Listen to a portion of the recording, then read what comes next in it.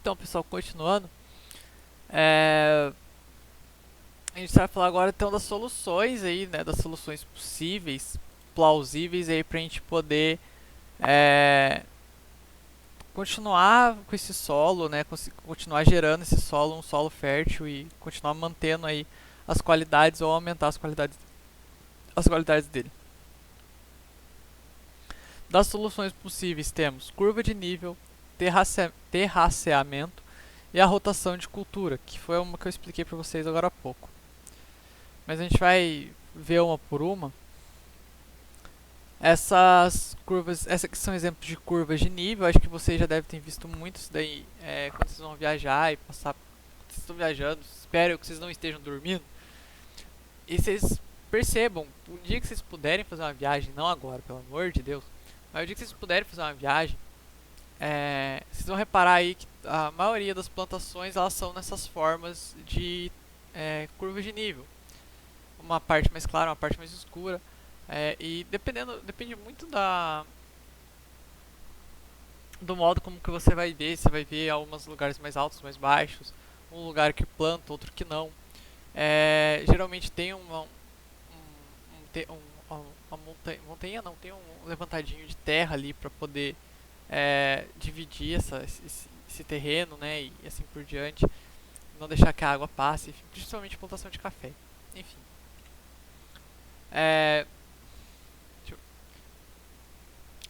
Pera aí. Então, ó, é um tipo de plantio no qual se seguem diversos níveis de cotas altimétricas ao longo das encostas, e como elas ficam dispostas perpendicularmente à inclinação da encosta, a velocidade das águas superficiais acabam sendo diminuídas, contribuindo assim para a retenção dos elementos solúveis no solo, e aumentando a infiltração e umedecendo o solo, consequentemente aumentando a produção. É como eu disse para vocês. Voltar aqui na imagem. Reparem bem que a coloração está diferente. Eu acho que não vai dar para vocês verem muito bem isso, ou vai, não sei. Vocês vão reparar que tem pequenos morrinhos de terra em cada um desses níveis aqui.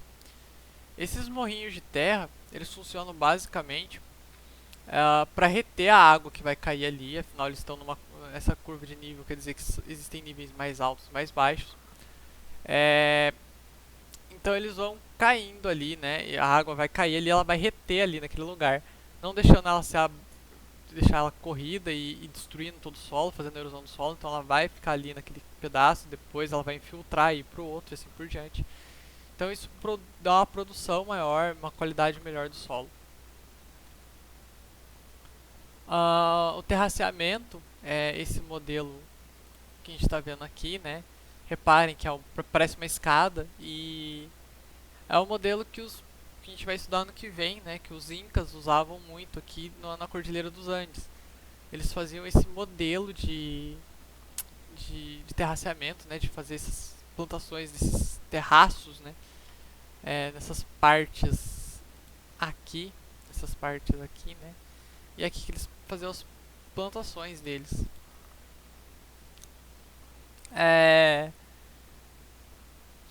Ela é usada em terrenos que tem um maior declive, né? Como eu disse, dos Incas, é na Cordilheira dos Andes, é pura montanha.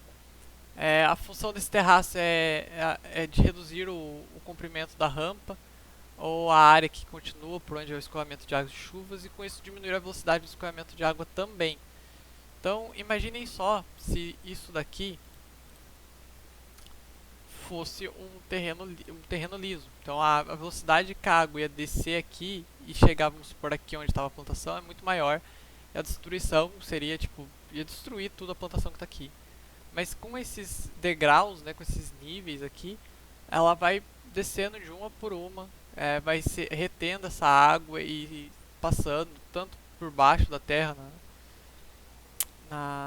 fugiu o nome, não vou ficar tentando lembrar não, na infiltração do solo, quanto pelo próprio degrau que vai caindo, né, mas numa quantidade bem menor, então é mais tranquilo. Enfim.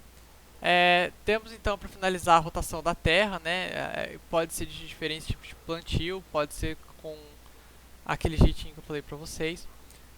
A rotação então de culturas implica introduzir a adubação verde, né, no inverno ou no verão, intercalado com o plantio da cultura principal, que visa formar aí essa palha ou uma cobertura morta, que é uma grande arma contra o desencadeamento da erosão, e além de favorecer então a retenção de água no solo por mais tempo também.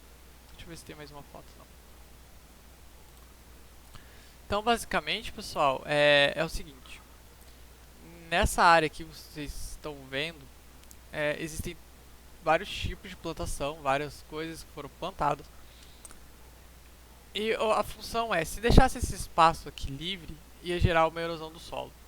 Se plantasse a mesma coisa que da cultura principal, ela ia gerar um certo desgaste no solo.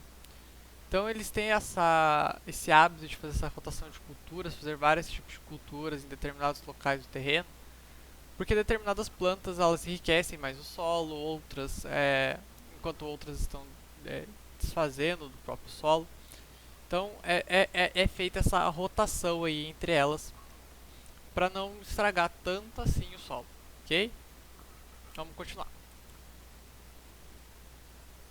Então, pessoal, continuando, deixa eu voltar aqui. Continuando, então, só de forma resumida pra gente passar por tudo que a gente já viu. E desculpa serem 2 vídeos porque acabou a luz e desligou tudo, então cortou um vídeo pela metade. Então, ó, o solo é nada mais nada menos então que a camada superficial da crosta terrestre e trata-se então de um complexo composto de materiais minerais e orgânicos. A formação e a composição desse solo, ela é resultado aí, né, da ação de vários elementos, como água, clima, organismos vivos, relevo, tipo de rocha e o tempo de atuação desses fatores. Em função da ação conjunta dos diversos fatores, então, vão se originar diversos tipos de solo. A decomposição das rochas por ação dos agentes físicos, químicos e biológicos dão a origem aos componentes minerais, e a incorporação ou decomposição de elementos orgânicos, animais ou vegetais, que são os humus, dão a fertilidade ao solo.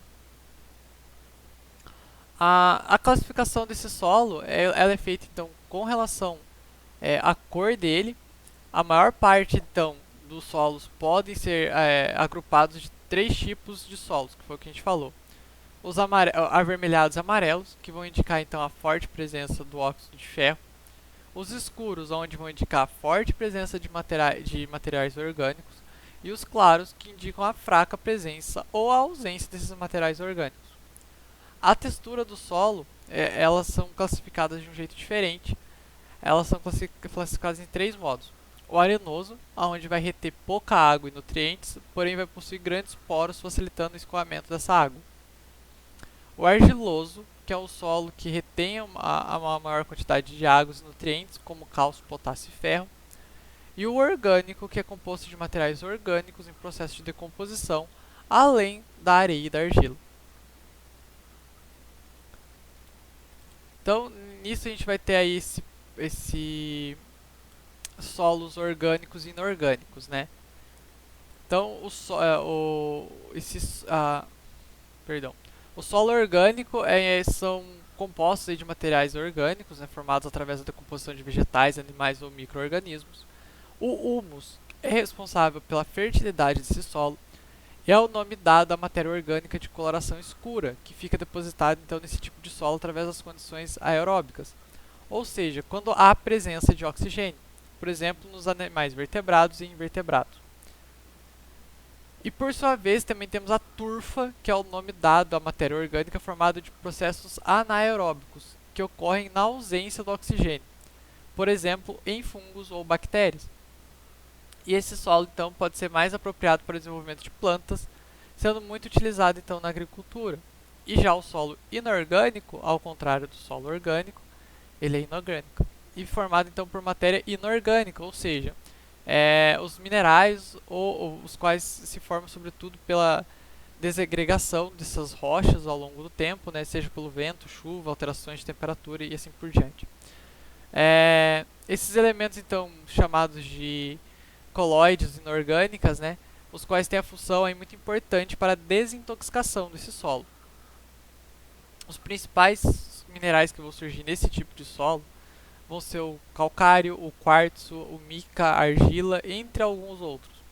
Esse tipo de solo, ele não é muito apropriado para agricultura, né? E ele é encontrado muito, por exemplo, no deserto.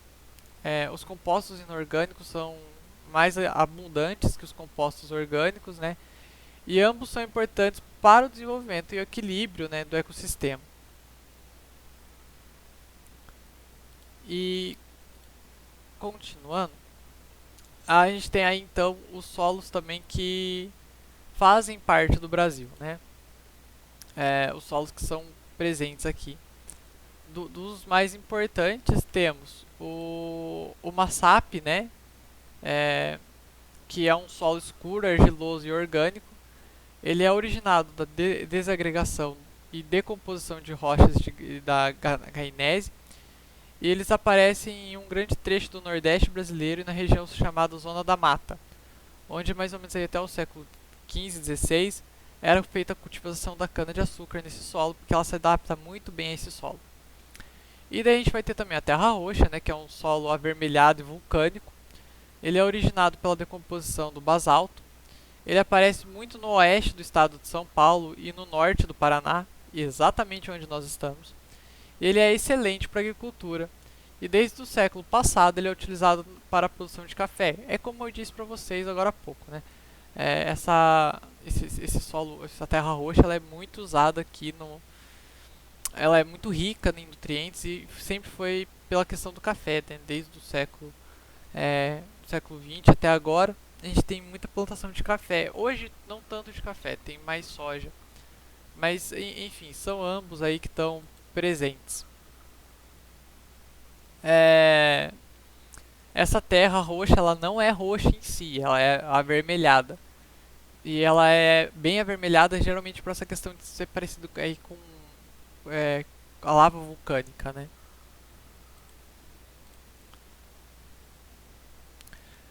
Então a gente vai ter as camadas do solo também, não podemos esquecer delas. As camadas do solo também são chamadas de horizontes e elas representam parte do que compõe o solo. Em geral, esses horizontes são conhecidos como, então anotem aí com bastante atenção. Temos o horizonte O, ele é um perfil superior do solo e ele é composto por material orgânico. Então, o horizonte O tem a ver com orgânico, ok? O horizonte A, ele fica logo abaixo e possui uma grande concentração de material orgânico, como o humus, e uma porção de matéria inorgânica, tá?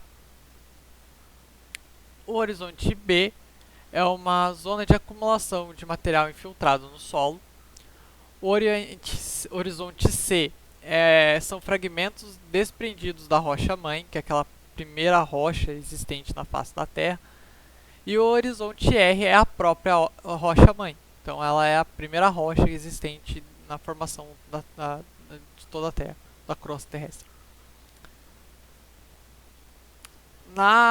Continuando ainda sobre os principais tipos de solo no Brasil, a gente falou dois, mas continuar. Temos então o Massap, os aluviais, né, que são solos formados a partir da sedimentação das planícies de materiais transportados pelos rios e ventos. E esse tipo de formação do solo é muito comum em zonas alagadas, várzeas e vales por todo o país. Temos também o salmourão, né, que é um solo pouco fértil encontrado principalmente no sul do Brasil. Mais no extremo sul, tá, gente? E mesmo não se tratando de um solo extremamente fértil, porque ele tem um nível de acidez maior do que os outros tipos de solo, se ele receber um tratamento adequado, ele pode ser utilizado sim para a agricultura. E é um terreno que a gente vê bastante aqui. Então a gente tem essa mescla entre uma terra muito boa e uma terra muito ruim.